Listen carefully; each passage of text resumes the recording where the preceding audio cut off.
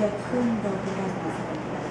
Din 1992. Oho, deci de mulți ani. Sunteți de care ventilele de contact.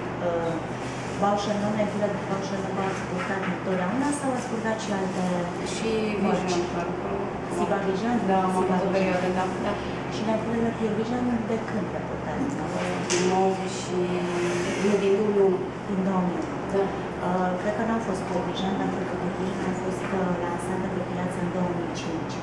2005-2006. Cred că înainte ați purtat probabil Soflex sau alte lentile lunare. Nu mai mi-aduc aminte, că e foarte mult timp de atunci și nu mi-aduc aminte chiar așa de bine. Cum v-ați obișnuit cu ele în momentul în care le-ați achiziționat?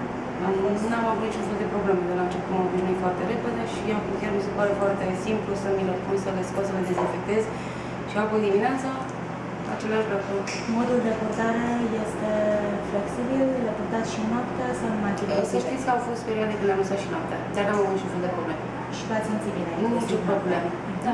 Ele, în mod normal, sunt aprobate pentru purtare flexibilă, uneori și ziua și noaptea sau port extensiv de o lună de zile, dar nu toată lumea le poate suporta, nu toată lumea este construit să poată purta în felul acesta. Puteți să-mi spuneți ce tip de soluție de contact utilizați? Care. Solo care, da. Și nu aveți nici am avut probleme la cealaltă, cum îi zice, nu mi-aduc aminte. Nu, celălalt, nu mi-aduc aminte că nu am putut, o singură dată l-am luat, am avut probleme, mi se așa ochii și am renunțat și am luat acele soluții pe care și nu am niciun fel de probleme. Bun.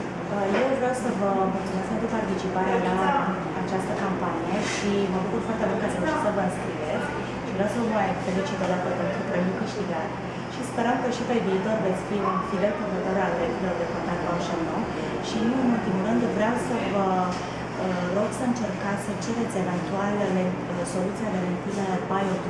Este o soluție nouă, lansată pe piață anul trecut în toamnă de Bausch & Lomb România și este o soluție chiar dedicată pacienților ochi-sensibili. Deci ați putea cere eventual o noastră din cabinetul meu optic și să testați această soluție, să vedeți cum vă simțiți cu ea și după aceea să vedeți pe viitor dacă puteți să întrețineți lentilele cu acest tip de soluție. Vă mulțumesc încă o dată pentru participare, vă felicit pentru premiul câștigat și să le folosiți cu plăcere. Și vă mulțumesc încă o dată, a fost o surpriză pentru mine, am crezut că e o glumă la început. Da, m-ați și întrebat dacă este păcăreală, da? Da.